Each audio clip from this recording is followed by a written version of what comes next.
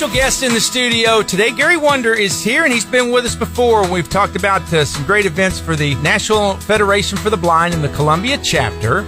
We've done some trivia nights and that sort of things in the past. But we're celebrating, is it a special anniversary that we're celebrating, Gary? Yeah, on today, the 28th, lo and behold, 50 years of our being a chapter in the National Federation of the Blind. That's great. So what are some things that you're doing to celebrate and to commemorate that anniversary? Well, one of the things is we're looking at things that we've done over the last 50 years and kind of patting ourselves on the back and thanking the Columbia community for helping us. We got the first reading machine in the state of Missouri that you could actually take a piece of print and put it on there and the machine would read it aloud. And this was a big deal because it cost $20,000. Wow. And the community was very helpful and the university was very helpful. But it took us to go out and say, here it is, and we need it. And we actually participated in the development of the machine. So we're really happy about that. We helped a blind couple get their child back when the child was taken away because both of the parents were blind. And the people at the hospital said, I just can't think of sending this beautiful blind infant home with blind adults. Cost us $10,000, but we worked on that and we got her back. Oh, great. When I first got into the organization, if people didn't want to rent you a house, they didn't have to because you were blind, and necessarily you would be more accident prone and you could cause problems. They didn't have to let you ride a bus because you could delay things, so the thinking was. So we got what we called a white cane law, and you saw me use a white cane to get in here. It says that guide dogs can go anywhere that other people can go. We got blind people the right to buy insurance in the last 50 years. This is a really cool thing. Used to be, people said, we won't sell you life insurance because it just makes sense that you won't live as long as other people. Right. I guess they thought we were going to go out in front of those cars with their white canes. So, we did stuff like that. We noticed that when a lot of us grew up and we had children, those children could see and wanted to learn to drive, and we weren't in a great position to teach them how to drive. So we got the law changed so that, lo and behold, blind parents can choose two people to help their children learn to drive.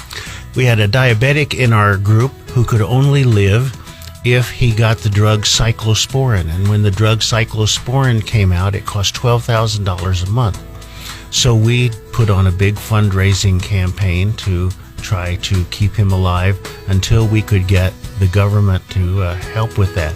We feel really good about those kinds of things, but then there are a lot of little things we do too, like it's not all big things.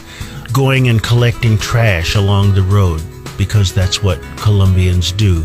It's working at the food bank, because that's what Columbians do. It's going and helping the March of Dimes when they did their haunted house and going for 10 days in a row around Halloween. I got to be a zombie. Nice. So that's exciting. Yeah. And I know you guys do a lot too. We've talked with you and with our friend Dacia before about a lot of stuff like with the legislation in Jefferson City and that sort of thing, and meeting with lawmakers and talking about that on behalf of blind, right? Oh, absolutely. We were just in Jefferson City and we were just in Washington, D.C. talking about different laws that are still required. Right now, for example, if you are on Social Security, if either one of you happened to go blind, you would qualify for Social Security disability insurance. And they have what's called an earnings cliff. So if you make so much money, you're getting, let's say, $2,000 at your job and $2,000 from Social Security. And if you go over their earnings threshold, all of a sudden you lose the $2,000 from Social Security.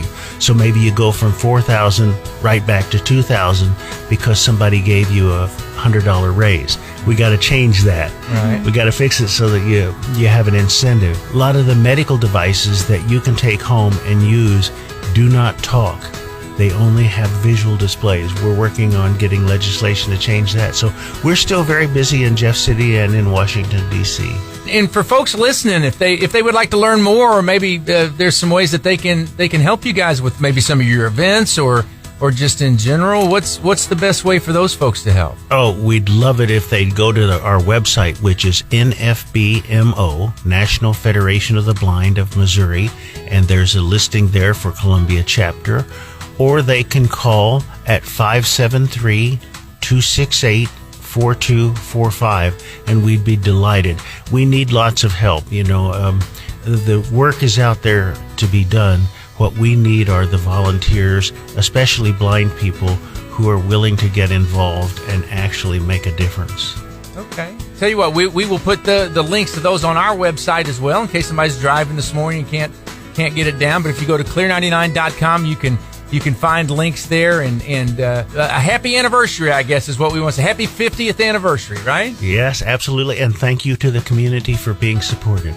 Very good. Again, clear99.com. We will have those links for you, and you can find some ways to help out with the National Federation of the Blind in general and the Columbia chapter, which we're celebrating here today. Gary Wunder, thank you very much. It was a pleasure to visit with you. Glad again. to be here. Thank you.